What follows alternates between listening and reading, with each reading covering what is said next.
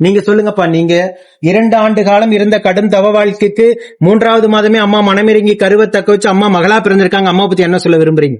அம்மாவோட சக்தி நல்லா இருக்கு. சந்தோஷம். நாங்க நினைச்சது நிறைவேறிச்சு. ரொம்ப சந்தோஷமா. யாராலையும் கொடுக்க முடியாத ஒரு பொக்கிஷத்தை அம்மா வரமா கொடுத்திருக்காங்க. அடுத்த கருவையும் தக்க வச்சு இந்த குழந்தைக்கு ஒரு ஆண் வாரிசையும் அம்மா வரமாக தருவாங்க. கண்டிப்பா பாப்பாவுக்கு தம்பி நிச்சயமாக தருவாங்க. இந்த வீடியோ பாக்குற அத்தனை பேர் வேண்டிக்குவாங்க. பாப்பா அங்க பாருங்க, எல்லாம் எப்படி இருக்கீங்க, நல்லா இருக்கீங்களான்னு கேளு. இந்த வீடியோ பாக்குற எல்லாத்துக்கும் என்ன போலவே ஒரு அழகான குழந்தைய உங்களுக்கு எல்லாத்துக்கும் வரமாக தருவாங்க. நீ வேண்டிக்கணும், சரியா? இந்த வீடியோ பாக்குற எல்லாத்துக்காகவும் நீ வேண்டிக்கணும். இன்னைக்கு பாப்பாக்கு பர்த்டே.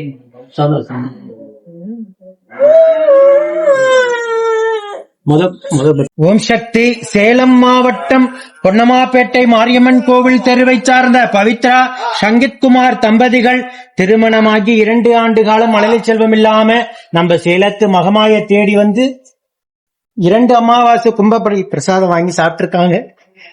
அங்க பாரு, ஒரு நிமிஷம் அங்க பாரு, அங்க பார்த்தோங்க.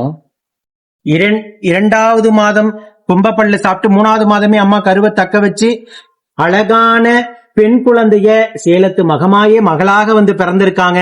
பிரதனியா இன்னைக்கு முதல் பிறந்த நாள் அன்னைக்கே வந்து அம்மனுக்கு வேண்டுதல் கடனை செலுத்திட்டு உங்க முன்னாடி சாட்சியா நின்றுட்டு இருக்காங்க. இந்த குழந்தைக்கு எல்லாரும் பிறந்தநாள் வாழ்த்துக்கள் சொல்லுங்க. கமெண்ட்ஸ் மூலியமாக பிறந்தநாள் வாழ்த்துக்களை சொல்லுங்க. ஓம் சக்தி பராசக்தி.